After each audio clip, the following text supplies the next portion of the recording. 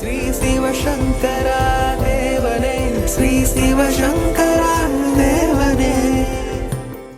சங்கரம் சிவசங்கரம் போன்ற பல மந்திரங்களை நாம் தினசரி உச்சாடனம் செய்கிறோம். ஸ்ரீராம ஜெயம் போன்ற மந்திரங்களையும் தினமும் எழுதுகிறோம்.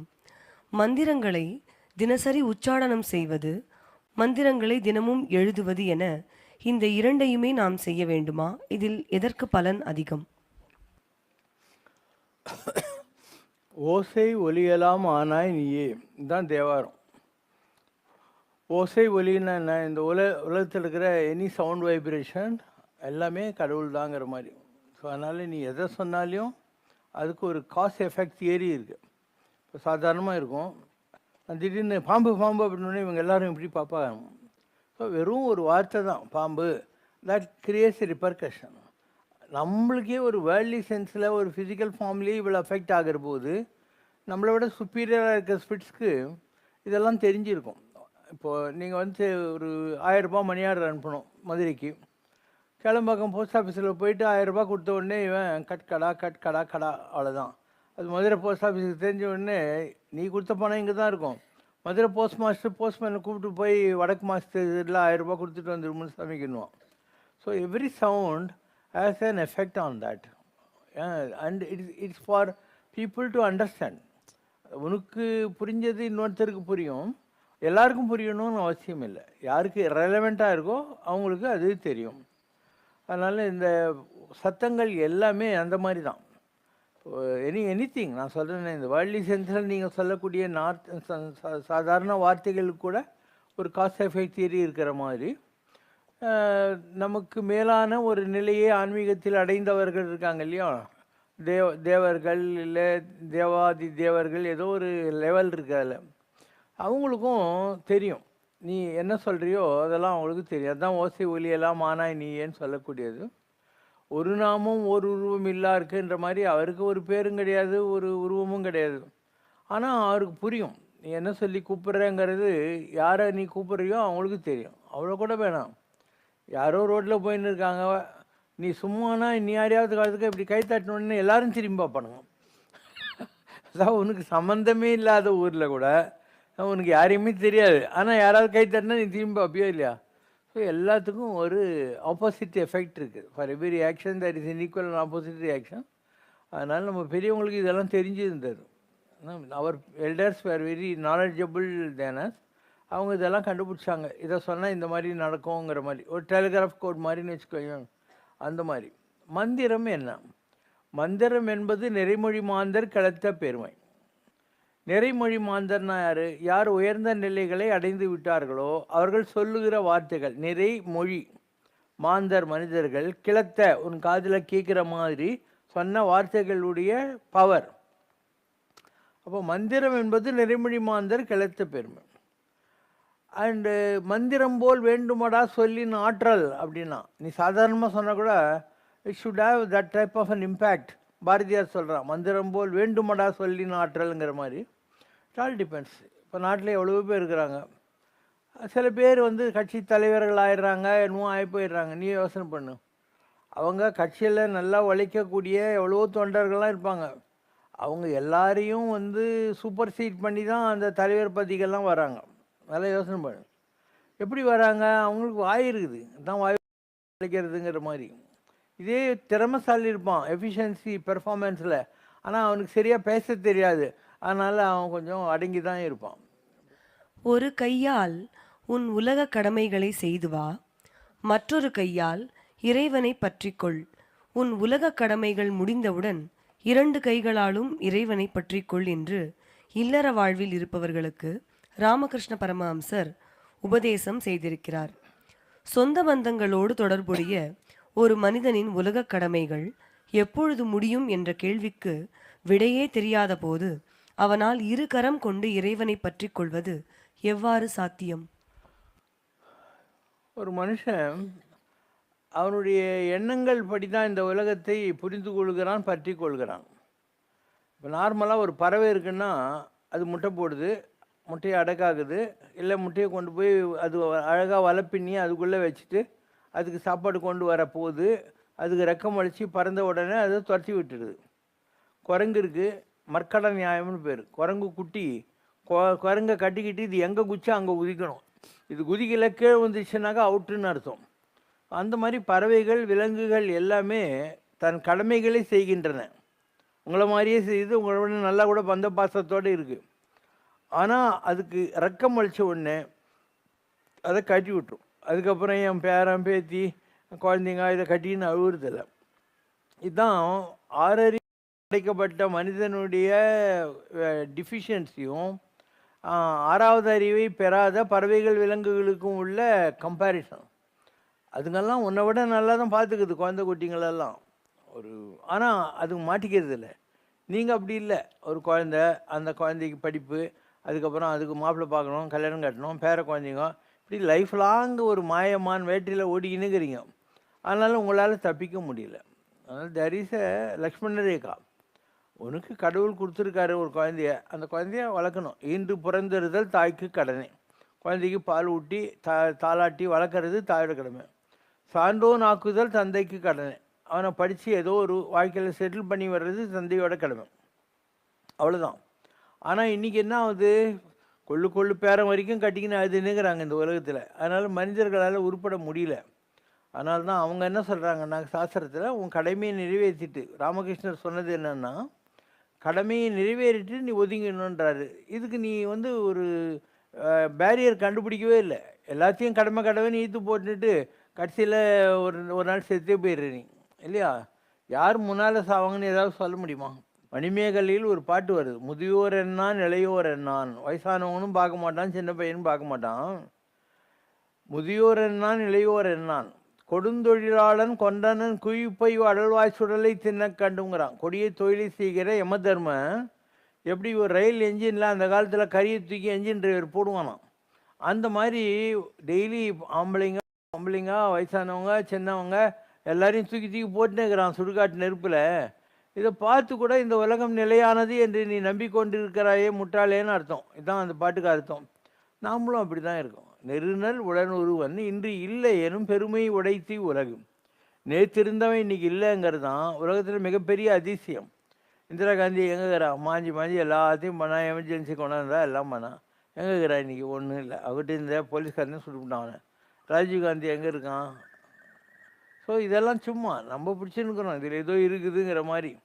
அதனால் உனக்கு இந்த உலக வாழ்க்கை என்பது நிலையில்லாத விஷயம் என்று என்றைக்கு தெரிகிறதோ அன்றைக்கி தான் உன்னால் இதெல்லாம் ரினௌன்ஸ் பண்ண முடியும். அற்றது பற்று எனில் உற்றது வீடு. எந்த ஒரு பற்று இன்றி நின் பாதமே பாவித்தேன். எல்லாத்தையும் விட்டு கடவுளே உன் பாதத்தை மாத்திரம் நானும் இருக்கேன். அழுக்கு மெய்கொடு திருவடி அடைந்தேன். கடவுளே இந்த அழுக்கான உடம்பு, கண்ணில் புசுலு, மூக்கில் சளி, காதில் குளுமி, வாயில் கப்பு, உடம்புலையே நம்ம நடமாடும் டாய்லெட்டு தான். மலம் மூத்திரம் பாத்ரூம் போகிற வரைக்கும் நம்ம உடம்புல தான் இருக்குது. இந்த அழுக்கான உடம்பை வச்சுக்கிட்டு எப்படியோ உங்கள்கிட்ட சேர்ந்துட்டேன் பகவானே. அழுக்கு மெய்கொடு திருவடி அடைந்தேன், பிழைப்பனாயினும் திருவடி பிழையேன். நான் எந்த தப்பு வேணால் பண்ணுவேன், ஆனால் ஒன்றும் மறக்க மாட்டேன் அப்படின்னு சொல்கிற ஒரு நிலையை அடையணும். அப்படி அடைஞ்சாக்கா அதுக்கப்புறம் உனக்கு ஒரு என்லைட்டன் லெவலுன்னுவாங்க. எது கரெக்டு இல்லைங்கிற மாதிரி தெரியும். சித்தார்த்தன் அழகான பொண்டாட்டியும் அம்மா அப்பா கூட அரண்மனை போகத்தில் குழந்தையோடு இருந்தபோது அவன் ஞானி ஆக முடியல. ஒரு நாள் இந்த உலகத்தில் இருக்கிற வயதானவங்களை பார்த்தான், செத்த பணத்தை பார்த்தான், வியாதிஸ்தர்களை பார்த்தான். எதுக்கு இவ்வளோ மாதிரி இருக்குதுன்னு சொல்லி நைட்டு பொண்டாட்டி பிள்ளை குட்டிங்களை விட்டு காட்டுக்கு போனான், அலைஞ்சான். கடைசியில் புத்தகையால் போதி மரத்தில் உட்காந்து சித்தார்த்தன் போதி மரத்தில் உட்காந்து புத்தன் ஆகிட்டான். ஸோ அந்த மாதிரி இந்த உலகத்தில் எதுக்கு இதெல்லாம் அப்படின்னு உனக்கு புரியணும். அப்போ உனக்கு தெரியும் இந்த உலகத்தில் நீ பார்க்குற எதுவுமே நிஜம் கிடையாது அப்படின்னு. சம்ரக்ஷனால் ஒரு பாட்டுக்குது, ஒன்றுமில்லாத உலகில் ஒன்றுமில்லாத வாழ்வில் நாம் ஓடோடி அலைகின்றோம், இதைவிட ஒன்றுமில்லை என்றறிந்தும் இதை நாம் உணர மறுக்கின்றோம். உனதென்றும் எனதென்றும் நாம் உரிமையில் கழிக்கின்றோம். ஒன்றுக்கும் உதவாத உறவுகளில் நாம் ஊறி திளைக்கின்றோம். பணம் புகழ் பெரிதென்று நாம் பரிதவி தழுகின்றோம். ஒரு பதவி கிடைக்கவென்று நாம் பகட்டாய் திரிகின்றோம். தனக்கென்று எதுவும் இல்லை, இவர் நமக்கென்று உலகில் வந்தார். கலியுக சம்ரக்ஷணமே இவர் தம் காலடி பணிந்திடுவோம். இவ்வளோ ஒரு மோசமான உலகத்தில் ஒரு ஷிரடி சாய்பாபா, ஒரு ராகவேந்தர் சாமி, ஒரு காஞ்சி மகா பெரியவர், இவங்கெல்லாம் வந்து எப்படி ஜனங்களால் ஏதோ ஒரு வகையில் இன்றைக்கி அவங்க சொன்னால் உனக்கு புரியுது இல்லையா, அவங்கெல்லாம் ஏதோ பெரியவங்க போல இருக்குதுன்னு உனக்கு தெரியுது. எப்படி வருது? உங்களால் முடியாதது அவங்களால பண்ண முடிஞ்சது. உங்களால் குடும்பத்தை விட முடியல, அவங்களால விட முடிஞ்சது. உங்களால் ஒரு டிசிப்ளின் லைஃப்பில் இருந்துட்டு ஒரு 12 வயசில் ஆரம்பித்து 99 வயசு வரைக்கும் பூஜை பண்ணிக்கிட்டு வேதம்லாம் சொல்லிக்கிட்டு உங்களால் இருக்க முடியல, அவங்களால இருக்க முடியுது. அந்த மாதிரி யாரெல்லாம் இருக்காங்களோ, மற்றவங்களுக்காக வாழ்கிறாங்க இல்லையா, தங்களுடைய லைஃப்பை சாக்ரிஃபைஸ் பண்ணிவிட்டு அந்த மாதிரி நிலைகளை அடைஞ்சாக்கா அவங்கள நான் பேர் சொன்ன உடனே புரிகிற மாதிரி உன்னை பற்றியும் நாளைக்கு தெரியும். நீ இதே மாதிரி குடும்பம் நடத்தி 2 குழந்தைங்கள போட்டுட்டு இப்படியே இருந்து ஒரு நாள் சேர்த்து போட்டாக்கா உன்னை யாரும் ஞாபகம் வச்சு போகிறாங்க. அதனால் many a man come to this earth, only a few make some mark and leave some trace behind them அப்படின்னும். யாரோ கொஞ்சம் பேர் தான் அவங்களுக்கு பின்னால் அவங்களுடைய பாதச்சுவடைகளை விட்டுட்டு போகிறாங்க. அந்த மாதிரி எல்லாராலையும் முடியறதில்ல. அதனால் ஜனங்க என்ன பண்ணுறாங்க, இந்த உலகத்தில் பிறகுறாங்க, சாகுறாங்க. ஒரு நேரத்தில் ஏழை, ஒரு நேரத்தில் பணக்காரன், ஒரு நேரத்தில் ஆரோக்கியம், ஒரு நேரத்தில் இது, ஒரு நாளைக்கு பேச்சுலர், ஒரு நேரத்தில் குழந்தை குட்டிங்க. இப்படி விதவிதமான அனுபவங்களை இவர்கள் அடைந்து கொண்டே இருக்கிறார்கள். எப்பயாவது ஒரு பிறவியில் அவங்களுக்கு இவ்வளவும் எல்லா பிறப்பும் எடுத்தெடுத்து நான் நிலைத்தேனுங்கிற நிலையில் ஒரு சலிப்பு வர்றதுக்கான வாய்ப்புகள் இருக்குது. அதாவது ஒரு நாய் இருந்தது, ஒரு எலும்பு துண்டு ரோட்டில் பார்த்துச்சு. அந்த எலும்பு துண்டை எடுத்து அதுவில் ஒன்றும் இல்லை, எலும்பு துண்டு நல்லா சரிச்சிட்டாங்க. அது அதில் அவுக்குன்னு பிடிச்சிக்கிச்சு. பிடிச்சிக்கிட்டா கடிக்குதா, இதனுடைய சைடில் இருக்கிற தொங்கு சதையில் அது கொஞ்சம் கொஞ்சமாக வாய்க்குள்ளே வருது. இது என்ன நினைக்குது, அந்த எலும்பில் ஏதோ இருக்குதுன்னு நினச்சிக்கிட்டு இன்னும் கடிக்குதான். அந்த மாதிரி தான் இந்த உலகத்தில் எதுவுமே கிடையாது, நாம்ளாக கற்பனை பண்ணிக்கிறது தான். ஒரு ஆமை இருந்துச்சு, அது சேத்துல கிடந்தது. ஒருத்தன் பிடிச்சான், பிடிச்சி கீழே ஒரு அருப்பு முட்டி விறகு வச்சு ஒரு பாத்திரத்தை வச்சு தண்ணியை ஊற்றி அதில் ஆமையை தூக்கி போட்டான். அது வரைக்கும் சேத்துலேயும் சகதியிலையும் கிடந்த அந்த ஆமைக்கு ஒரு லூக் வார்ம் வாட்டர்னுவாங்க, ஒரு மிதமான சூட்டில் அந்த தண்ணி இருந்தபோது பிரம்மானந்தமாக இருந்துச்சான். அதுக்கப்புறம் தான் அதுக்கு தெரியுது, நல்லா கொதி வந்த உடனே அது இன்னும் ஒன்றும் பண்ண முடியல. அதுக்கப்புறம் அது முதுகு ஓட்டெல்லாம் பிரித்து போட்டு இவன் நல்லா ஸ்பூன் போட்டு சாப்பிட ஆரம்பிச்சிட்டான். அந்த மாதிரி இந்த உலகத்தில் நாமெல்லாம் கூட அப்படி தான் மாட்டின்னு முழிக்கிறோம். நம்மளையும் பாதிக்கிற விஷயம்லாம் இந்த சூடு தான் இல்லையா. சாப்பிட்ற இல்லையா சாப்பாடு, அதுக்கு என்ன பேர், கேலரிஸ்னு. கேலரி எதை மெஷர் பண்ணுறது, சூடை மெஷர் பண்ணுறது. ட்ரிங்க்ஸு சூடு, தம்மு சூடு, எல்லாமே சூடு தானே. அதனால் இதிலெல்லாம் தான் மாட்டின்னுக்கிறோம். நாமளும் ஆமாம் கதை தான் நம்பிள்தோம். இந்த சூட்டிலெல்லாம் மாட்டின்னு இதில் ஏதோ சுகம் இருக்குது. ஆனால் அந்த ஆமைக்கு பின்னால் தான் தெரியும், அந்த மாதிரி என்றைக்கோ ஒரு நாள் வேலை நம்மனும் வருவானேல் தம்பி தனையே துணையாமோ அப்படின்னு. எம்மதரம் வர்றபோது இவன் தம்பி என் மச்சான் நான் விட போகிறான், அவன் தூக்கின்னு போக போகிறான். அதனால் உலகத்தில் ஞானம் என்பது இந்த உலகத்தில் எதுவுமே இல்லைன்னு தெரிஞ்சுக்கிட்டு அப்புறம் வரக்கூடிய விஷயம். நீ இதில் ஏதோ இருக்குன்னு நம்பின்னு இருக்கிற வரைக்கும் உன்னால் இதை விட முடியாது. இப்போ நான் இருக்கேன், எனக்கு கூட தான் வந்து கல்யாணம் ஆகிருந்தது, பையன் பொண்ணெல்லாம் இருந்தாங்க, எல்லாரையும் விட முடிஞ்சது இல்லையா என்னால். அதனால் நான் பாபாய் போயிட்டேன். உன்னால் விட முடியல, கட்டின்னு அழுகுறேன் எப்போ பாரு, அவங்களெல்லாம் விட முடியாது உன்னால். நான் அமெரிக்கா எத்தனை தடவை போகிறேன், என் பையன் பொண்ணெலாம் அங்கே தாங்கிறாங்க, நான் பார்க்கவே மாட்டேன். நம்ம பசங்கள்லாம் இருப்பாங்க, அவங்கெல்லாம் என்னை பார்க்க வருவாங்க. நான் வந்து அவங்க எங்கள் ஒய்ஃபு பையன் பொண்ணு யாருமே பார்க்குறது கிடையாது. Also not in touch with them. அந்த மாதிரி ஒரு திட வைராக்கியம் இருந்தால் நீ சாமி ஆகிடலாம். திட வைராக்கியம்னு பேர் இருக்குது, ஞான தேடுதல், ஞான வைராக்கியம்னு பேர். முதல்லையாவது நான் நம்ம சம்ரட்சணக்காரங்க யாராவது வீட்டில் கூப்பிட்டாங்கன்னா போயின்னு இருந்தேன். அதுக்கப்புறம் நம்மளால் யாருக்கும் தொந்தரவு வரக்கூடாது, நான் யார் வீட்லேயும் தங்குறதே இல்லை, யார் வீட்டுக்கும் போகிறதே இல்லை. நான் ஏதாவது ஹோட்டலில் ரூம் போட்டுக்குவேன், வர்றவங்கலாம் அங்கே வாங்க ரூம் எடுத்து தங்குங்க, பஸ்ஸு பேசிக்கோங்க, காரெல்லாம் ஹோட்டல்லையே விட்டுருங்க, ஒரு 3 நாளைக்கு மேலே எங்கே இருக்கக்கூடாது, போயினே இருங்கன்ற மாதிரி. ஸோ என்னுடைய சிஸ்டம்ஸ் கூட காலப்போக்கில் நான் மாற்றிக்கிட்டே வந்தேன். நம்மளால் யாருக்கும் தொந்தரவு இருக்கக்கூடாதுங்கிற மாதிரி மாற்றிக்கிட்டு வந்தேன். இதெல்லாம் அவ்வளோ சீக்கிரமாக வரக்கூடிய விஷயங்கள் அல்ல, அவ்வளோ சீக்கிரம் வரக்கூடிய விஷயங்கள் இல்லை. பக்குவம் வர வர வரும். உங்களுக்கு என்றைக்கானா ஒரு நாள் பக்குவம் வரும். வந்தால் நான் சொல்கிறதெல்லாம் என்னென்னு அப்போ புரியும். இன்றைக்கி உங்களால் முடியாது, உங்கள் பொண்டாட்டி பிள்ளை குட்டிங்க இதெல்லாம் ரொம்ப பெரிய விஷயம் நீங்கள் நம்பின்னு இருக்கீங்க. அண்டு அதுவும் யாருடைய ஒய்ஃபோ யாருடைய ஹஸ்பண்டோ குழந்தைங்களோ கொஞ்சம் லவ்விங்காக கேரிங்காக இருந்துட்டாங்கன்னா உங்களுக்கு அவங்க அப்படியே அவங்க தான் கடவுள் மாதிரி தெரியும். ஏன்னா அவங்க இருந்தால் அது வந்து உனக்கு தண்டம், அது மாயத்தில் போட்டு விட்ரும் உன்னை. அதனால் அவங்க மனைவியோ ஹஸ்பண்டோ உங்கள்கிட்ட சரியாக நடக்கலாம் சந்தோஷப்படு. அப்போ தான் நீ ஞானியாவ.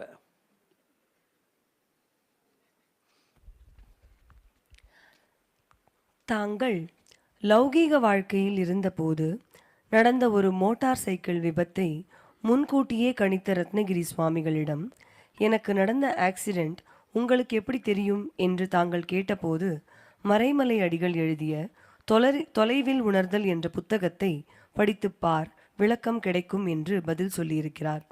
மறைமலை அடிகள் எழுதிய தொலைவில் உணர்தல் என்ற புத்தகம்தான் ரத்னகிரி சுவாமிகளிடம் தாங்கள் வைத்திருக்கும் நீண்ட கால தொடர்புக்கு மூல காரணம் என்று நாம் எடுத்துக்கொள்ளலாமா? 1968 பரணிதரன் நாளைய தரிசனம், மருணாச்சல மகிமெல்லாம் எழுதிட்டு இருந்தான். அதை பார்த்தேன். அதில் இந்த மாதிரி ஒரு ஆள் கீழ்மின்னலில் ஒரு முதலியார் ஃபேமிலியில் வந்து இபியில் வேலை செஞ்சார், அரிசி போர்டில். அவர் ஒரு நாள் சுண்ணாம்பு கோயிலாக இருந்தால் மலை மேலே போனார். போயிட்டு ஐயரே கற்பூரம் காட்டுனார். ஐயரு கற்பூரம் இல்லை முதலியாருன்னு உடனே அவனுக்கே ஒன்றும் இல்லாதவன் எனக்கு என்ன கொடுக்க போகிறான்னு சொன்னார். அப்போ முருகன் கையில் இந்த வெயில் அசைஞ்சு முருகன் மேலே போய் விழுந்துட்டார். போட்டு இந்த பேண்ட் ஷர்ட்டெல்லாம் தூக்கி போட்டு முருகன் மேலே இந்த துணியை கோமணமாக கட்டின்னு உக்காண்டாரு. இதை பார்த்துட்டு அந்த ஐயர் ஓடி போய் சச்சிதானத்துக்கு பைத்தியம் பிடிச்சிச்சின்னு ஊரில் சொன்னார். அவங்க வண்டி கட்டின்னு வந்தாங்க. அந்த மாதிரி வண்டி கட்டின்னு வர்றபோது அவங்க வந்த வண்டி கொடை சாஞ்சது. மேலே வந்த உடனே இவர் கண்ணெல்லாம் முழிச்சு பார்த்துன்னு உக்காந்து அங்கேருந்து ஒரு கறி எடுத்து தரையில் எழுதினார். இனி இது இங்கேயே கிடக்கும், மாற்ற முயற்சி அப்படின்னு சொல்லி. அப்போது நீங்கள் வந்த வண்டி கொடை சார்ந்ததுன்னு. அப்போ அவங்களுக்கு இவனுக்கு ஏதோ பவர் வந்துக்குது, ஒன்றும் கோச்சின்னுட்டு சன்னியாசி ஆகலை, மென்டல் ஆகலைன்னு புரிஞ்சுக்கிட்டாங்க. அப்படி அனுபவங்கள் வாயிலாக கொஞ்ச நாளைக்கு அங்கே வர்றவங்ககிட்டலாம் டப்பாவில் இருக்கிறதெல்லாம் பிடிங்கி சாப்பிட்டு இருந்தார். இப்போ திருவல்லம் சச்சிதானந்த மனுகுரு சுவாமிகள் இருந்தார் இல்லையா, சிவானந்த சுவாமிகள், அவர் தான் சொன்னார், இந்த மாதிரிலாம் பண்ணாத, நீ வேணா உனக்காக ஹோட்டலில் வாங்கி சாப்பிட்டு இந்த மாதிரிலாம் பண்ணக்கூடாதுன்னாரு. அப்புறம் அந்த கேன்டீனில் பணம் கொடுத்து வாங்கி சாப்பிட்டு இருந்தார். இப்படி ஒவ்வொரு எவல்யூஷனாக அவருடைய வாழ்க்கையில் ஆரம்பிச்சது. ரொம்ப நாள் குளிக்காமையே இருந்தார், வெறும் புது பூசிக்கின்னு தான் உட்காந்து இருந்தார். அதுக்கப்புறம் அவருக்கு வந்து காதில் கொஞ்சம் சீல் வடிய ஆரம்பிச்சது. அதுக்கப்புறம் இந்த தாடியெல்லாம் கொஞ்சம் வெட்டினாங்க அந்த கண்ணை காதை சீர்படுத்துறதுக்காக. அப்போது முடி போச்சு. அதுக்கப்புறம் குளிக்க ஆரம்பித்தார். இப்படி ஒவ்வொரு ட்ரான்ஸ்ஃபார்ம் ஆரம்பத்தில் எவ்வளோ வேகத்தில் ஆன்மீகம் வரை ஆட்கொண்டதோ அதெல்லாம் மாறி போயிட்டு அப்படியே ஸ்லோவாக நம்மளை மாதிரி நார்மலான ஒரு லைஃப் ஸ்டைலுக்கு வர ஆரம்பித்தார். அண்ட் ஆரம்பத்தில் கோயிலில் அந்த சுண்ணாம்பு கோயில் தான் இருக்கும், 8 அடிக்கு 8 அடி, அங்கேயே ஒரு மூலையில் படுத்துக்கின்னு இருப்பார். அதுக்கப்புறம் ஒரு சின்ன ரூமு, அவருக்காக தியானம் பண்ணுறதுக்கு ஒரு பாதாள கோகை, அங்கே ஒரு கண்ணாடி, ஒரு வேலு, ஒரு விளக்கு, வெள்ளார் மாதிரி வச்சு பூஜை பண்ண ஆரம்பித்தார். இப்படியே ஸ்லோவாக ஆரம்ப காலத்தில் எழுதி காட்டினிருந்தார். அப்புறம் பேப்பரு இல்லை ஸ்லேட்டு, பல்பம், அதுக்கப்புறம் பேப்பரு பேனால் எழுதி காட்டுறது, அந்த மாதிரிலாம் பண்ண ஆரம்பித்தார். இன்றைக்கி ஏறத்தாழ 68னா பார்த்துக்கோ, 32 + 24 56 வருஷம் ஆச்சு மலை மேலே உட்காந்து. கும்பாபிஷேகம் முடிக்காமல் எந்த ஊருக்கும் போக மாட்டேன்னு ஒரு சபதத்தில் உட்காந்துருந்தார். ஸோ கும்பாபிஷேகம்லாம் முடிச்ச உடனே ஒரு கார் எடுத்துக்கினார். 6 படை வீடுக்கும் போகிறதுன்னு சபதம் பண்ணி 6 தட்டில் பழம் பூ அந்த கோயிலில் இருக்கிற முருகனுக்கு காணிக்க மாதிரி எடுத்துக்கிட்டு 2 நாளுக்குள்ளே 6 படை வீடும் சுற்றிட்டு ரத்தினகிரிக்கு வந்துட்டார். அதுக்கப்புறம் கொஞ்சம் கொஞ்சமாக யாராவது டிவோட்டிஸ் அவங்க இவங்க ரொம்ப ஃபோர்ஸ் பண்ணி கூப்பிட்டா போகிறது வர்றது, கோயிலில் ஏதாவது ஃபங்க்ஷன் கும்பாபிஷேகம் யாராவது கூப்பிட்டா போயிட்டு வர்றது, அந்த மாதிரி.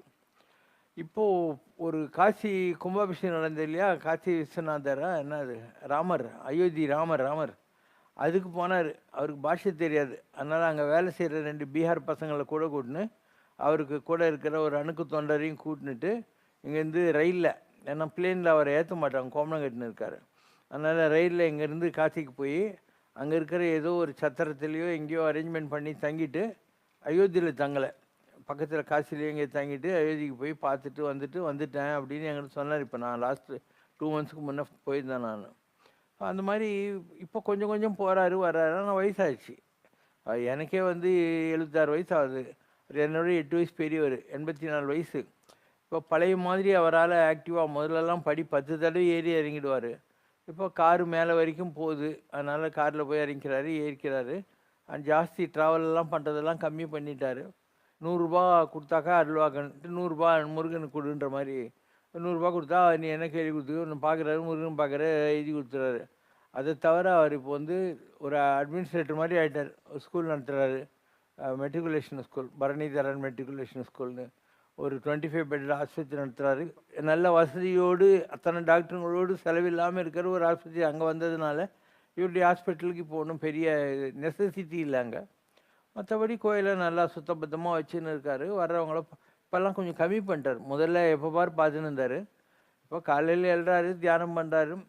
அதுக்கப்புறம் ஒரு 2 ஹவர்ஸ் அந்த அபிஷேகம் டைமில் வந்து உக்காந்துக்கிறாரு, இல்லை உள்ளே போய் ப்ரே பண்ணிவிட்டு வராரு. மற்றபடி டே டு டேலாம் இல்லை, ட்ராவல்லாம் கூட கம்மி பண்ணிக்கினே வந்துட்டார். ஸோ அவரவர் அனுபவமும் அவர் தம்மையே அறிவது. ஒவ்வொருத்தரும் அவங்களுடைய மனம் போன போக்கில் அவங்களுடைய அனுபவத்தின் வாயிலாக அவங்களுடைய அந்த எஸ்டாப்ளிஷ்மெண்ட், அதனுடைய வழிமுறைகள், மெத்தாடாலஜி ஒர்க்கிங் எல்லாம் டிசைட் பண்ணிக்கிறாங்க. It all depends on every once mind set. கடவுள் ஒன்றும் மயில் மேலே நந்தி மேலே வந்து சொல்ல மாட்டார், இப்படிலாம் செய்யணும்னு சொல்ல மாட்டார். உனக்கு ஒரு நேட்டிவ் இன்டெலிஜென்ஸ்னு இருக்கு இல்லையா, உன்னுடைய முற்பிறவிகளுடைய வாசனைகள் இருக்கு இல்லையா, அதை வச்சுக்கிட்டு நீ இதெல்லாம் பண்ணுவேன். முற்பிறவியின் வாசனைகள் அது இருக்கும். கொஞ்சம் பெருங்காய டப்பாவில் வாசனை இந்த மாதிரி நம்ம இதுக்கு முன்பிறவிகளில் மகானாக இருந்திருந்தால் அந்த வாசனை இந்த பிறவியில் நம்மக்கிட்ட கொஞ்சம் வேலை செய்யும். Will work like that. The கேள்வி வாஸ் வாட்? தொலைவில் உணர்தல். தொலைவில் உணர்தல். அப்போது எனக்கு அவர்கிட்ட நான் போனபோது நான் இப்போ மோட்டார் சைக்கிள் வச்சுருந்தேன். முதல்ல ஷர்ப்பாக வச்சுருந்தேன், அப்புறம் புல்லட் வச்சுருந்தேன். 110 கிலோமீட்டர் ஸ்பீடில் 2 கை விட்டுட்டு தான் வண்டி ஓட்டுவேன் நான். மெட்ராஸ்லேருந்து Chittoor Newton confection area Palamaneri என் கிளையண்ட்டு. அங்கே போயிட்டு வர்ற வழியில் இந்த கோயில் தான் பிறகுது, பரணிதரன் எழுதுன்னு மலை மேலே போனேன். அப்போ சாமி அங்கேருந்து என்னை பார்த்து கிட்ட வந்தார். வந்துட்டு இதற்கு முன் இந்த கோயிலுக்கு வந்திருக்கிறாயான்னாரு. நான் வரல நான். அப்போது நீ மோட்டர் சைக்கிள் வந்தாய், விட்டு விடு, கார் கிடைக்கும்னாரு. நான் சீரியஸாக எடுத்துக்கல. ஏன்னா என்னுடைய முதலாளி இருக்கானே அவனுக்கே கார் கிடையாதுப்பா, என்னால் தான் அவன் பணக்காரன். அண்டு அது இன்னொரு கதை, எப்படி அவனை நான் பணக்காரன் ஆகலைன்றது இன்னொரு கதை. ஸோ நான் அது சீரியஸாக எடுத்துக்கல. ஸ்ரீபெரும்புதூர்லேருந்து 3 அம்பாசிடர் காரில் யாரோ பசங்க வேகமாக போகிறாங்க, நான் மோட்டார் சைக்கிளில் வேகமாக ரேஸ் பண்ணின்னு போகிறேன். புந்தமல்லிக்கிட்ட வரபோது ஒரு மாடு குறுக்கால் வந்து அப்படியே போய் விழுந்தேன். காலில் போன வண்டி வச்சு ஆக்சிடென்ட் கேஸுன்னு லாரியில் தூக்கின்னு வந்து போட்டாங்க. ஸ்டான்லி ஹாஸ்பிட்டலில் இருந்தேன். சாமி எழுதினார், அன்பா குறிப்பால் உணர்த்தியும் இளமையின் துடுக்குத்தனத்திற்கு முன்னால் விதி விளையாடி விட்டது, மனதை தளர வேண்டாம், மரலாசிகள்னார். ஒரு மாதம் கழித்து போனேன். போய் எனக்கு ஆக்சிடென்ட் ஆனது உனக்கு எப்படி சாமி தெரியும்னா நான். அவர் மறைமறைகள் இது தொலைவில் உணர்தல் என்ற புத்தகத்தை படித்து பார், விளக்கம் கிடைக்கும்னாரு. அங்கே தான் லிங்கிசிட்டி ஸ்ட்ரீட்டில் மறைமலை அடிகளார் லைப்ரரி இருக்குது, அங்கே அந்த புக் எடுத்து படித்தேன். அதில் என்ன இருக்குதுன்னா, ஒரு காதில் இப்போ நீங்கள் இருக்கீங்க, இப்போது காற்றுல ரேடியோ போயின்னு இருக்குது, உங்கள்கிட்ட ஒரு டிரான்சிஸ்டர் தான் கேட்கலாம். இப்போ டிவியில் வர்ற ஒளி படங்கள் இருக்குது, இங்கே ஒரு டிஷ் ஆண்டனா போட்டியானா படத்தெல்லாம் பார்க்கலாம். நீ அந்த மாதிரி ஒளி அலைகளும் ஒலி அலைகளும் பண்ண மாதிரி மனுஷனுடைய எண்ண அலைகள் இருக்கு இல்லையா, அதுவும் காற்றுல போயிட்டு இருக்கு. உங்கள் விஞ்ஞானம் இன்னும் எண்ண அலைகளை படிக்கிறதுக்கு பிடிக்கிறதுக்கான உபகரணங்களை கண்டுபிடிக்கலை, ஏன்னா இது வரைக்கும் கண்டுபிடிக்கலை. சில மகான்களுக்கு அந்த பவர் வந்து கிடைக்குது, ஒரு ஆக்சிடெண்ட் மூலமாக கிடைக்குது. இந்த மாதிரி ஷாக்கில் ஒரு ஆக்டிவைஸ் ஆகி போகுது. இப்போ அவங்களுக்கு வேண்டியவங்களுக்கு என்ன நடக்குதோ அது அவங்களுக்கு உட்காந்து இடத்துல தெரியும். இதனால் இதுதான் வந்து அந்த மரமேடை தொலைவில் உணர்தல் என்ற புத்தகத்தில் இருக்கக்கூடிய விஷயம். எனக்கு அவருக்கும் ஆத்ம சம்பந்தம் இருக்கா. அவர் போகராக இருந்தபோது நான் அவர் கூட பணியாண்டவர் பிரச்சனை பண்ணுற காலத்தில் கூட இருந்திருக்கேன். அதனால் எங்கள் 2 பேருக்கும் அவர் சொல்லுவார், இவன் என் ஆத்மா, ஊழ்வலி அன்பு நெஞ்சம் அப்படின்னும். அதாவது அவருடைய ஆத்மா என் ஆத்மா ஒன்று தான், விதிவசத்தால் நாங்கள் 2 பேரும் ஒருத்தருக்கு ஒரு அஃபெக்ஷனேட்டாக இருக்கோம் அப்படின்னு. இந்த அம்மா கூட இன்றைக்கும் எடுத்து சொல்லியிருந்தாங்க. மதுராம்பல் இவங்க ரத்தினகிரிக்கு போய் சாமிக்கிட்ட எழுதி கொடுத்தாங்களாம். அதனால் ஒரு பாட்டு இருக்குது, தூது நீ சென்று வாராய். தூது நீ சொல்லி வாராய், குற்றாலர் முன் போய் தூது நீ சொல்லி வாராய். ஆதிநாள் சுந்தரர்க்கு தூது போனவர் முன் போய் தூது நீ சொல்லி வாராய். வந்தால் இந்நேரம் வரச் சொல்லு, வாராதிருந்தால் மாலையாகினும் பிறச் சொல்லு, தாராதிருந்தால் தந்தாலும் நெஞ்சை தரச் சொல்லு, தாராதிருந்தால் தாழ் பெண்ணாகிய பெண்ணை நான் விடேன் என்று சொல்லு, தூது நீ சொல்லி வாராய். ஆன்மீகத்தில் இந்த மாதிரி பல நிலைகள் இருக்கு. அதாவது ஒரு பறவையை தூது அனுப்புறது, இந்த மாதிரி கடவுளுக்கு நம்ம தூது அனுப்புறது. பெரிய இலக்கியமே இருக்குது இதுக்காக. நமக்கு தெரிஞ்ச விலங்குகள், பறவைகள் இதெல்லாம் தூது அனுப்புறது, மேகத்தை தூது அனுப்புறது, இதெல்லாம் இலக்கிய வயத்தில் ஒரு வகை இருந்தது. அண்டு இதுக்கெல்லாம் வந்து ஒரு கழிவிறக்க கவிதைகள்னு பேர், பேத்தாஸ் அப்படின்வாங்க. பேத்தாஸ்னா என்னென்னா ஒரு மிஸ்ஸிங் ஃபீலிங்கை வெளிப்படுத்துறதுக்கு உள்ள கலை நயமிக்க கவிதைகள்னு அர்த்தம். இது பக்தி இலக்கியத்தில் ஒரு வழி. பக்தி இலக்கியத்தில் 2-3 வழி இருக்குது. ஒன்று, ஒரு பெண் ஆண்டாள் மாதிரி, மீரா மாதிரி கடவுளை நினச்சிக்கிட்டு ஆடிக்கிட்டு பாடிக்கிட்டு இருக்கிறது. இன்னொன்று, ஒரு ஆண் தன்னை பெண்ணாக வரித்து கொண்டு, இப்போ திருமங்கை ஆழ்வார் இருக்கார், இவங்கெல்லாம் தங்களை பெண்களாக நினைத்து கொண்டு அந்த கடவுளை ஒரு காதல் பாவத்தில் கும்பிட்டு போனாங்க. அந்த மாதிரி ஒரு வழி இருக்குது. ஏன்னா according to science opposite poles அட்ராக்ட்ன்ட்டு. ஆப்போசிட் போல்ஸ் அட்ராக்ட்னா ஒரு ஆணுக்கு லவ் காட்டுறதை விட ஒரு பெண் கட்டுற போது ஆப்போசிட் போல்ஸ் இல்லையா, அதனால் அட்ராக்ஷன் ஜாஸ்தியாக இருக்கும்னு நிறைய மகான்கள் தங்களை நாயகி பாவம்னு பேர் இருக்குது. நாயகி பாவம் இது நிறைய பாவம் இருக்குது. குறைஞ்சபட்சம் 8 பாவம் இருக்குது. ஒரு இன்ஜினியர் இருக்கார், அவர் தன்னை அடிமையாகவும் ராமரை ஆண்டானாகவும் வைத்து கொண்டிருந்தார். சில பேர் ஃப்ரெண்டாக வச்சுருப்பார். சுந்தரர், சிவபெருமான் 2 பேரும் ஃப்ரெண்டாக இருந்தாங்க. ஆண்டாள், துல்கநாச்சியார் இவங்கெல்லாம் காதலன் கணவனாக வச்சுக்கிட்டு இருந்தாங்க. இப்படி ஒவ்வொருத்தருக்கும் ஒரு பாவம் தான். ஆனால் எந்த பாவமும் வந்து என்ன, it's an expression of your love towards God, அவ்வளோதான். எனி பாவம் is fine, it's love that counts. யாருக்காவது சாமி வந்து ஆடினால் அவர்களை தாங்கள் இளமை காலத்தில் ஒரு அருளுரையில் தெரிவித்திருக்கிறீர்கள். இப்போ கூட பண்ணுவேன். ஏன்னா சாமி வரத்தில் நிறைய வெரைட்டிஸ் இருக்குது. அது பார்த்தா கண்டுபிடிச்சிடலாம் அவங்க நிஜமாகவே சாமி தானா, இல்லை அவங்களுக்கு ஏதாவது ஹாலுசினேஷன் இருக்கா, இல்லை ஒரு ஹிஸ்டீரிக்கல் பேட்டர்னில் இருக்காங்களா, இந்த மாதிரி கண்டுபிடிக்க முடியும். பார்த்தா எல்லாம் ஒரு மாதிரி தான் இருக்கும். ஆனால் அதில் ஜென்யூனும் இருக்குது, ஒரு மாதிரி மனசுக்குள்ளே அவங்க பாவனை பண்ணிக்கிறதும் இருக்கும். அதனால் கண்டுபிடிச்சிடலாம், ஈஸியாக கண்டுபிடிச்சிடலாம் யார் வந்து ஜென்யூனாக அஃபெக்ட் ஆகிருக்காங்க இல்லைன்றது கண்டுபிடிக்கும். அப்படி இருக்கையில் தங்களுக்கு 1968ஆம் ஆண்டு தங்களது தந்தையார் சபரிமலைக்கு இருமுடி கட்டிய போது சாமி வந்து கிட்டத்தட்ட 1 மணி நேரம் பரவச நிலையில் நடனமாடியிருக்கிறீர்கள். அப்படியானால் நமது தமிழ்நாட்டில் குறிப்பாக கிராமப்புறங்களில் பலர் சாமி வந்த நிலையில் ஆடி மக்களுக்கு அருள்வாக்கெல்லாம் சொல்கிறார்கள். அவையெல்லாம் கூட இறைவனின் திருவருளால் நடப்பவைதானா? டிபெண்ட்ஸ். நீங்கள் அவங்களுடைய பேக்ரவுண்ட் பார்க்கணும். அதாவது ஒரு கோயிலில் ஜென்யூனாக பூஜை கீஜை பண்ணின்னு பக்தியாக இருக்கிறவன் இருப்பான். ஸோ அவனுடைய உடம்புக்குள்ளே ஒரு ஸ்பிரிட் இருக்கும்.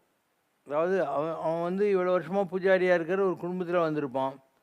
அந்த ஸ்பிரிட் இருக்கும். இப்போ கேரளாவில் என்ன பண்ணுவாங்க, நம்பூதிரி ஃபேமிலிஸில் ஒரு பையனை வந்து சின்ன வயசுலேயே கொண்டு போய் அவங்க குலதெய்வம் எதானா பகவதி அந்த மாதிரி இருக்கும், அங்கே விட்டுருவாங்க.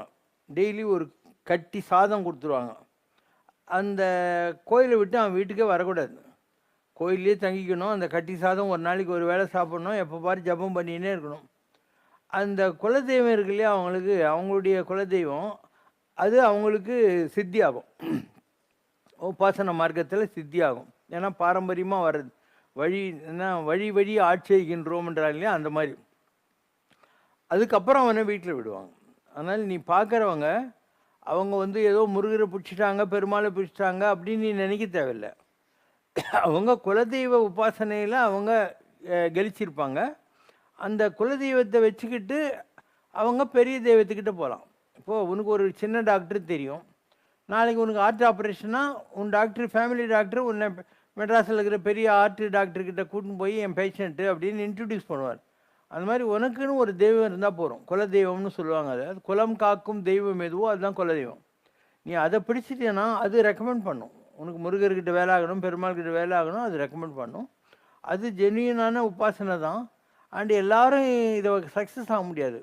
பாரம்பரியமாக அந்த குடும்பத்தில் அவங்க இந்த மாதிரி பண்ணின்னு இருந்தாக்கா பாசிபிள். வெறும் இந்த தெய்வங்கள்னு நினைக்க வேண்டியதில்லை. ஈவன் அவங்க குடும்பங்களில் இறந்து போன பெரியவங்கள்லாம் இருப்பாங்க, அவங்க தெய்வ நிலை அடைஞ்சிருப்பாங்க. அந்த காலத்தில் உடன்கட்டை ஏறுதல்னு பேர். ஒரு கணவன் இறந்த உடனே அந்த சிதையில் அவன் மனைவி கூட விருப்பப்பட்டு விழுந்துருவான். அந்த மாதிரி இப்போது ஒரு நங்கவரம் பண்ணைன்னு சொல்லுவாங்க திருச்சி பக்கத்தில். அவங்கெல்லாம் இந்த மாதிரி இருந்ததுனால ஒரு அந்த அந்த வீட்டில் இருக்கிற ஒரு தூண் இல்லையா, அதுக்கு புடவெல்லாம் கட்டி ரவிக்கெல்லாம் கட்டி இருந்தால் அதுக்கே கற்பூரம் காட்டி பூஜை பண்ணி படையெல்லாம் போட்டுன்னு இருப்பாங்க. ஒரு நாள் வீடு கட்டுறேன்னு சொல்லி அந்த தூணெல்லாம் எடுத்துகிட்டு விட்டாங்க தண்ணியில். அது மிதந்து போச்சு.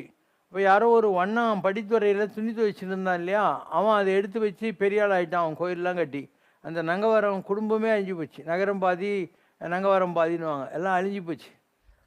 மறைமலை அடிகளார் மரணத்தின் பின் மனிதர் நிலை என்ற புத்தகத்தை தமிழில் எழுதியிருக்கிறார். மரணத்துக்கு பின் மனித வாழ்க்கையை சித்தரிக்கும் எத்தனையோ ஆங்கில புத்தகங்கள் இருந்த போதும் அது போன்ற ஒரு நூல் தமிழில் இல்லாத குறையை இந்த புத்தகம் நிவர்த்தி செய்கிறது என்று நூலின் ஆய்வு குறிப்பு ஒன்று கூறுகிறது.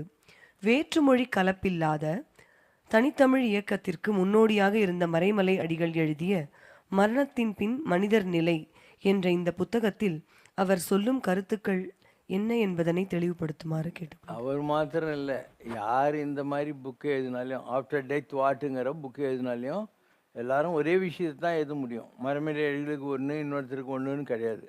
ஓகேவா? அதாவது அகம் பிரம்மாஸ்மி தான் நான் கடவுள்.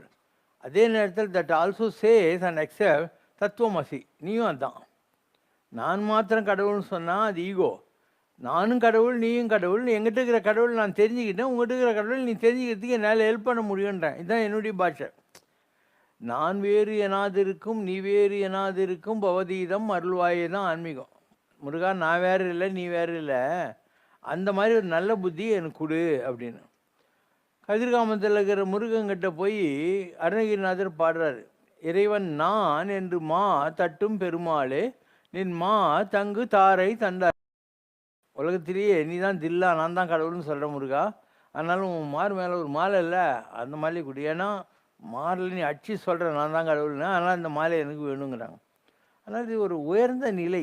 இது நீ காயத்தை கட்டிக்கிட்டு கல்லை கட்டிக்கிட்டு மணி அடிச்சு கற்பூரம் காட்டின்னு இருக்கிற போது உனக்கு புரியாது. அதை விட பெரிய நிலை என்ன நான் சொல்கிறது தான். உன் உடம்பு ஆலயம் உள்ளம் பெரும் கோயிலுங்கிற கன்செப்ட். அது இந்த உடம்பு தான் கோயில், இதுக்குள்ளே சாமி இருக்காருன்ட்டு.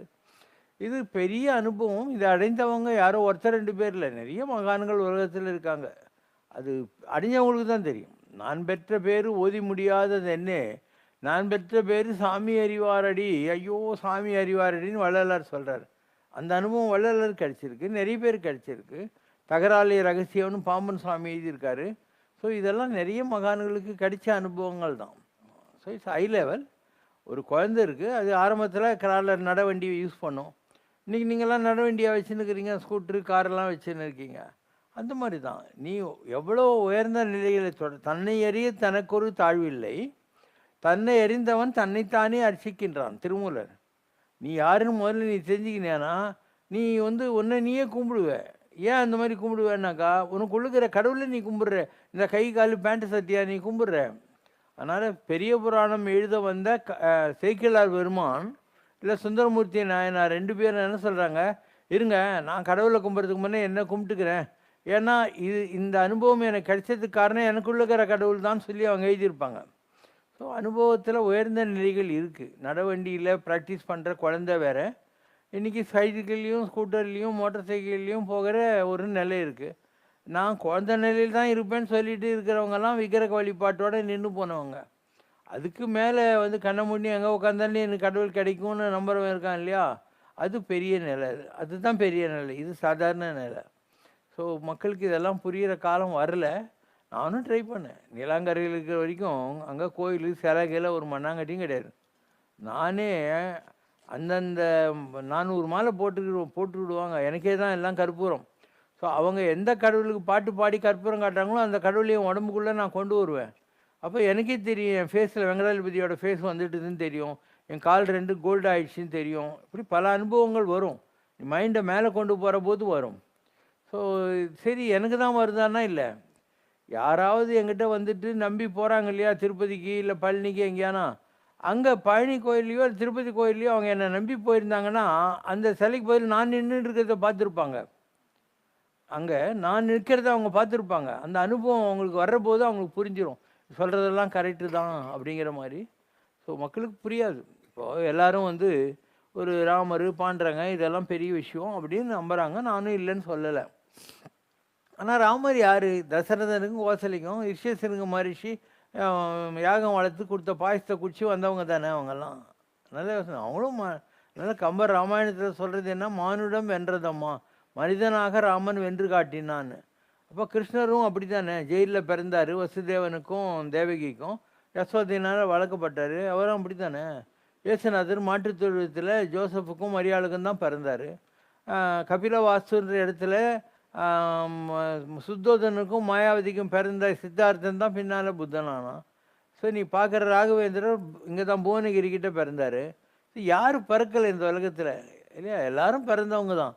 இந்த ஜனங்களுக்கு ஒரு மித்துக்குது, ஒரு கடவுள்னா அவன் வந்து ஆகாசிலேருந்து குதிக்கணுன்ற மாதிரி. ஏன் குதிக்கணும் இல்லையா? உங்களுக்குள்ளே இருந்து ஒரு கடவுள் உருவாகிறான்னா தான் உனக்கே நம்பிக்கை வரும், நாமளும் அந்த மாதிரி ஆகலாம். வையத்துள் வாழ்வாங்கு வாழ்ந்து வானோரையும் தெய்வ நிலையை அடைய முடியும், தானமும் தமமும் தாவு செய்வராயின்னு வானவார் நாடு வழி திறந்திடும். இதெல்லாம் தான் ஞானத்தில் கிடைக்கிற நிலைகள். இதெல்லாம் தெரியாத வரைக்கும் இவங்க இந்த காயத்தை கட்டின்னு அழுவாங்க, கல்லை கட்டின்னு அழுவாங்க, பொம்மைங்களை கட்டின்னு அழுவாங்க. அதெல்லாம் தாண்டி வர்ற ஒரு நிலை இருக்குது. அதனால் சரியை இருக்குது, கிரியை இருக்குது, யோகா இருக்குது. 4வது ஞானம். ஞானம்ன்றது என்னென்னா தானே கடவுள்னு தெரிஞ்சுக்கிறது. 4வது நிலையில் தான் நானே கடவுள். நான் தேடிக்கிட்டு இருந்த ஒரு கஸ்தூரிமான்னு ஒன்று இருக்குது. வாழ்நாள் பூரா அது ஒரு வாசனை வரும், கோரோஜனம்னு பேர். அதை தேடி ஓடிக்கினே இருக்கும். அது சாகிற போது தான் தெரியும் அது தேடி இந்த கோரோஜனம் இல்லையா, கஸ்தூரி மூக்கு மேலேயே இருந்துச்சான். அந்த மாதிரி நீங்கள் எந்த கடவுளை தேடி அலையிறீங்களோ அந்த கடவுள் உங்கள்கிட்டயே இருக்காருங்கிறது உங்களுக்கு இருக்கிற போது தெரியாது, லாஸ்ட்டில் தெரியும். அப்போ தெரிஞ்ச என்ன புரியும், நீ தான் ஊற்றிட்டாங்களே சங்கூனுக்கு. அதனால் ஆழ்வார் பாத்திரம் கூட இருக்குது, நாடி நாடி நாடி அதுக்கு பின்னால் எனக்குள்ளே கண்டு கொண்டேன்னு பாட்டு இருக்கு பாரு. நிறைய பெரியவங்க பாடியிருக்காங்க, நான் ஒன்றும் புதுசாக சொல்ல. இதெல்லாம் உட்கலந்த ஜோதியை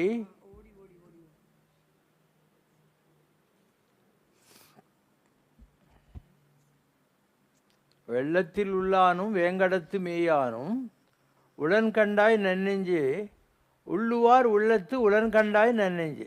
பார்க்கடலில் பள்ளி கொண்டிருக்கக்கூடிய பரந்தாமனும் வெள்ளத்தில் உள்ளான். திருப்பதி மலை மேலே நிற்கிறான் இல்லையா வேங்கடாஜலபதி, வேங்கடத்து மேயானும் உளன் எங்கே இருக்கான், கண்டாய் நன்னெஞ்சு தெரிஞ்சுக்கோ நெஞ்சமே எங்கே இருக்கான், உளன் கண்டாய் நன்னெஞ்சு உள்ளுவார் உள்ளத்து உளன் கண்டாய் நெஞ்சு. யார் நினைக்கிறாங்களோ அவங்ககிட்ட இருக்கான். அதனால் என் நெஞ்சக பார்ச்சுவற்றின்பால் உன் விக்கிரமும் ஒன்று அறியாமல் எழுதி கொண்டேன். கள்ளம் கபடம் இல்லாத என்னுடைய நெஞ்சம் பால் போன்ற சோறு, அதில் உன்னுடைய எல்லா மகிமைகளையும் நான் எழுதி வச்சுருக்கேன் அப்படின்னு அர்த்தம். இதெல்லாம் ரொம்ப ஹை லெவல். அப்பராதிகள், நாயன்மார்கள், உங்கள் மகாராஷ்டிராவில் வந்து அபங்கம் பாடிய மகான்கள் எல்லாருக்கும் இந்த அனுபவம் கிடைச்சிருக்கு. ஆனால் அவங்க அவ்வளோ ஹைட்டில் தேடினாங்க. நீங்கள் சும்மா இங்கே உட்காந்துக்கிட்டு ஏதோ ஒரு 5 நிமிஷம் 10 நிமிஷம் ஊதுவத்தி கொளுத்திட்டு விளக்கேற்றிட்டு இதெல்லாம் எனக்கு கிடைக்கணும்னா கிடச்சிருவான். இவனை போட்டு புழிவாங்க, கல்லை கட்டி கடலில் போடுவாங்க, யானை காலில் மெரிப்பாங்க, மலையிலேருந்து உருட்டுவாங்க, விஷம் கொடுப்பான் அப்பங்காரனு. அப்போ கூட நீ நமோ நாராயணா நமச்சிவாய் சொல்லி இருந்தால் தான் இந்த அனுபவம்லாம் கிடைக்கும். எடுத்த உடனே கிடச்சிடாது இந்த அனுபவமெல்லாம். கஷ்டப்படணும். நான் எவ்வளோ கஷ்டப்பட்டிருக்கேன், எவ்வளோ அவமானப்பட்டிருக்கேன் கடவுளை தேடி அலைஞ்சி எல்லாம் இல்லை. என்ன அதே அண்ணா நகரில் என்னை பார்த்து சொன்னவங்க இருக்காங்க, எப்படி இருந்தார் நீ பாரு, கடவுளை தேடி போய் ஒன்றும் இல்லாத பஸ்ஸில் போகிறாருன்னாங்க. 7V 7J பஸ்ஸில் போவேன் நான், காரெல்லாம் விற்றுட்டு பஸ்ஸெல்லாம் விற்றுட்டு. அவமானத்துக்கு தயாராகிரு நீ, உனக்கு மானம் அவமானம் எல்லாம் போகணும், அப்போ தான் உனக்கு கடவுள் கிடைக்கும். சும்மா ஊருக்க மாதிரி கடவுளை தொட்டுக்கலாம் அப்படின்னா வராது. அது வந்து சும்மா மற்றவங்க நம்மளை வந்து ரெஸ்பெக்ட் பண்ணணுன்றதுக்கான ஒரு பாவனை. அது நான் ஹோலியர் தேன் தவ ஆட்டிடியூட்னு இங்கிலீஷில், அந்த மாதிரிலாம் கடவுள் கிடைக்காது. போட்டு பூஞ்சி எடுப்பான், அப்புறம் கூட நீ கடவுளை பிடிச்சிருந்தா உனக்கு கிடைக்கும். ஓடி ஓடி ஓடி ஓடி உட்கலந்த ஜோதியை நாடி நாடி நாடி நாடி நாட்களும் கழிந்து போய் வாடி வாடி வாடி வாடி வாழ்ந்து போன மாந்தர்கள் கோடி கோடி கோடி கோடி எண்ணிறந்த கோடியே ஓம் நம சிவாய ஓம் ஓம் நம சிவாய ஓம் நம சிவாய ஓம் ஓம் நம சிவாய.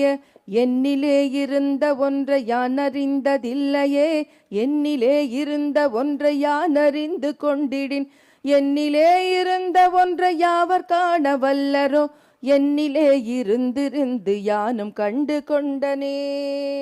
நானதேது நீயதேது நடுவில் நின்றதேதடா, கோனதேது குருவதேது கூறிடும் குலாமரே, ஆவதேது அழிவதேது அப்புறத்தில் அப்புறம், ஈனதேது ராம ராம ராம என்ற நாமமே. அதெல்லாம் நிறைய பாட்டு இருக்குது. உனக்கு வேணா இந்த மாதிரி இருக்கிற பாட்டையே தொகுத்து ஒரு புக்கு போட்டு கொடுக்க முடியும் என்னால். சித்தர்கள்லையும் இருக்குது, மற்றவங்ககிட்ட இருக்குது. நட்ட கல்லை சுற்றி வந்து 4 புஷ்பம் சாத்தியே, சுற்றி வந்து மொனமொனென்று சொல்லு மந்திரம் ஏதடா, நட்ட கல்லு பேசுமோ நாதன் உள்ளிருக்கையில், சுட்ட சட்டி சட்டுவம் கரிச்சுவை அறியுமோ. ஒரு பாத்திரத்தில் நீ வத்த குழம்பு வச்ச, இந்த வத்த குழம்பு எப்படி இருக்குங்கிறது அந்த பாத்திரத்துக்கு தெரியாதுல்ல. அந்த மாதிரி கடவுள் எப்படி இருப்பாருங்கிறது உனக்கு இந்த உடம்பு இருக்குல்லே தான் சட்டி, இதுக்குள்ளே இருக்கிற கடவுளை உன்னால் டேஸ்ட் பண்ண முடியாது. அதனால் ஒரு கல்லை நட்டு வச்சு அது மேலே 4 பூ போட்டு மொனமொனா மொனமொனான்னு 4 மந்திரம் சொன்னாக்க உனக்கு கடவுள் கட்சிடுமா? நட்ட கல்லை சுற்றி வந்து 4 புஷ்பம் சாத்தியே, சுற்றி வந்து மொன மொன என்று சொல்லும் மந்திரம் ஏதடா. நட்ட கல்லு பேசுமா? அந்த கல்லு உங்கள்கிட்ட பேச போதா? நட்ட கல்லு பேசுமோ? ஏன் பேசாது? நாதன் உள்ளிருக்கையில், நீ கூப்பிடுற சாமி உனக்குள்ளே உட்காந்துருக்கான். சுட்ட சட்டின்ற மாதிரி பானைக்குள்ளே இருக்கிற வத்த குழம்புக்கு அந்த டேஸ்ட் என்னன்னு வத்த குழம்புக்கு தெரிஞ்சிடும், ஆனால் பானைக்கு தெரியாது. அதனால் உனக்குள்ளே இருக்கிற கடவுளுடைய உணர்வுகள் வேறு, உன்னுடைய உடம்பினுடைய உணர்வுகள் வந்து வெறும் பானை சட்டி மாதிரி தான். அதனால தான் ஒருத்தன் சாகிற போது என்ன பண்ணுவான், இப்படி தலைமையில தண்ணி கொத்தி விட்றதுன்னு பேர். ஒரு பானையில் தண்ணி எடுத்துன்னு வந்து இப்படி டுக்குனுவாங்க, அந்த பணத்தை சுற்றி அதை போட்டுட்டு உடைப்பாங்க கீழே போட்டு. ஏன்னா நீ பானை, உங்கள்கிட்ட ஒன்றுமே இல்லை. இதெல்லாம் மக்களுக்கு புரியாது, நமக்கு என்ன போச்சு. ஞானமூர்த்தினி உதார கீர்த்தினி நீ நீ ஞானமூர்த்தினி பிராணதார்த்தினி பிரபஞ்ச சக்தினி